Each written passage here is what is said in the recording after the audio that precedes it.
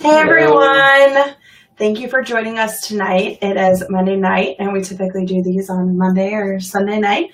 And we're going to be talking to you guys tonight about some of the tips and tricks that we have learned to communicate better. We have 6 steps. We actually have an e-course if you want to check us out. At thebakers.tv, we work online with couples who want some help with their relationship and learning how to communicate easier and deepen their connection. So we love this, and we've come from a place where we used to have a pretty awful relationship where we basically did nothing but bicker, and then it just got worse when shit hit the fan. So we had to figure out how to communicate, how to navigate life and relationship together. And we've had a lot of people pour into us, and we felt that the resources weren't out there that we needed, and that we were seeking real people, real couples together who had been navigating it and then talking about it. So that's why we're here. And we have a 6-step process we go through, and we're going to share step number 1 with you guys tonight. And so it'll be exciting. So we all have those moments where you know that a rough conversation is coming. And so there are a lot of different responses to that. But some of those responses can instantly guarantee that nothing beneficial will come from this conversation. And it can guarantee that a lot of bad things will happen. So we know our personalities, we know our tendencies. So if you are like I have been for most of my life, I am a redhead, and I have dealt with this problem my entire life. But there is a thing called redheaded temper, and you may have heard of it, and it's a real thing. So if I am in a tough situation and I know that a tough conversation is coming, or somebody says something to begin this tough conversation that I don't like, bad things are going to happen. I become uncensored and a little heated. So an important first step to make sure that things start off well is to take a cool off period. Mm-hmm. Take a deep breath if it's needed. Take a moment to go for a walk. Whatever you need to do to separate yourself from the situation, remind yourself that you love the person, remind yourself that this is all going to be okay, and refocus so that you don't fly off the handle and you don't say things that you have to live with for the rest of your life. Yeah. I don't even remember what the issue was, but do you remember when we were doing dishes and it got like really heated really quickly, and I don't even remember what we were fighting about. But I ended up telling you like you needed to go for a walk, and that was like the first time that we've ever had it that serious, like where you didn't even know or couldn't see that you needed to like take some space. And I didn't do it in a mean way, but I was just like, you need to go take a walk and spend some time with God, because you just need to like refocus. And I was feeling like he needed to get out of the house too a little bit, but it was an understanding that he would be coming back after he left. So how was that for you when I told you that? Terrible. Was it? Yeah, in the moment it was really rough that I had gotten angry to the point that she needed to remind me, because I'm usually very self-aware and even if I get angry, it's like for a split second, and it's like, oh, dang it, I probably should not have thrown the peanut butter like I did in that situation. Like I threw it into the sink, I didn't break anything or whatever, but it was just like, not a good moment for your children to be watching right now. So, so she had to call me out and be like, hey, you need to go for a walk and calm down right now. So I don't even remember what sparked it, but I did need to take a walk. That's usually how it is, though. I needed to calm down and refocused. And that was a cool moment too, because instead of it being a situation that was not a good example for our children, we're going to have those times we're going to screw up. Erica did a fantastic job of saying Dad needed to cool off, and it's okay that he got mad. It's okay that he needs to go for a walk. He's going to calm down. He's going to talk to Jesus, and he's going to be a lot better off when he gets back. So we don't have to be perfect for our children. We just have to show them that we're making good effort, and doing it for them. Yeah. I think that was really important too, because we're starting to realize like how we handle our situations between each other is how the kids handle it between themselves. It's like they almost like literally soak up exactly what we say or do. So I should probably stop saying shit around them a lot. But other than that, I never didn't do that. You don't say it hardly ever.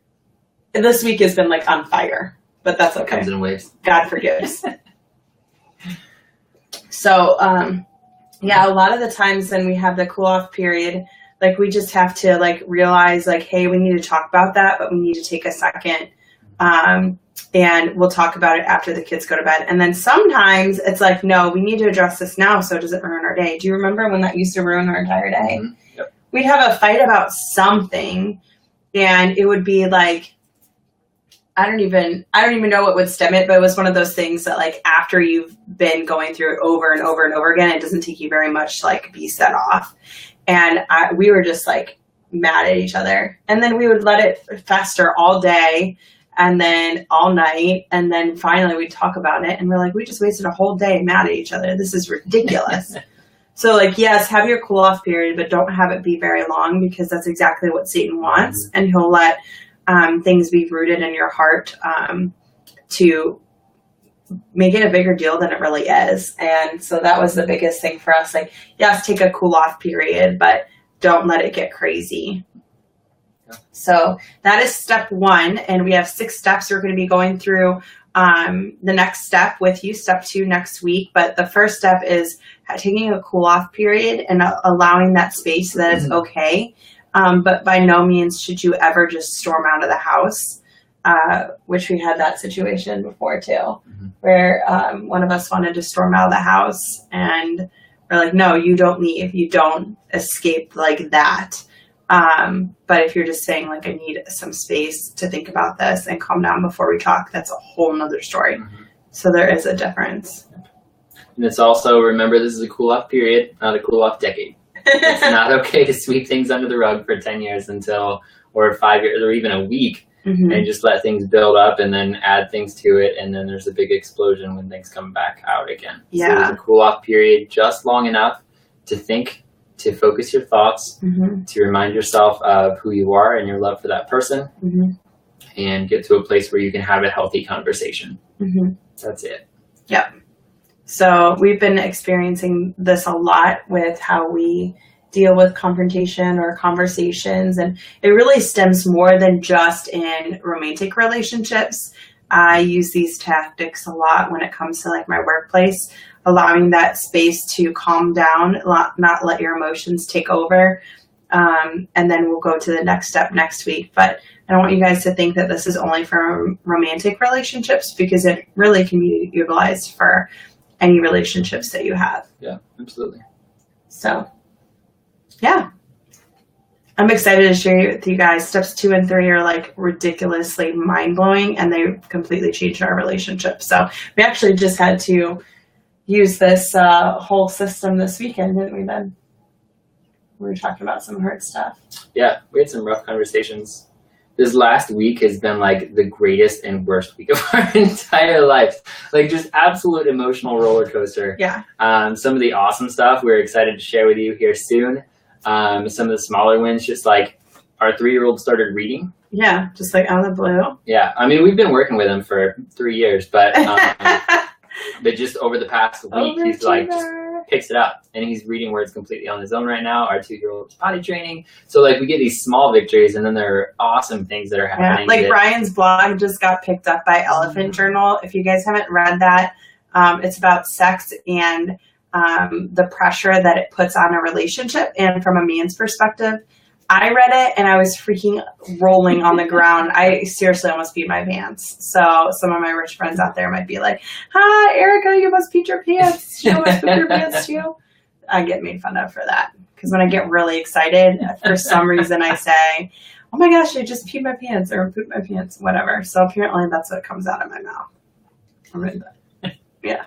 That probably stems from 3 years straight of being pregnant. Yes, I did pee my pants a lot when I was pregnant. I'm not going to lie. It's just part of life. It's gotten a little bit better.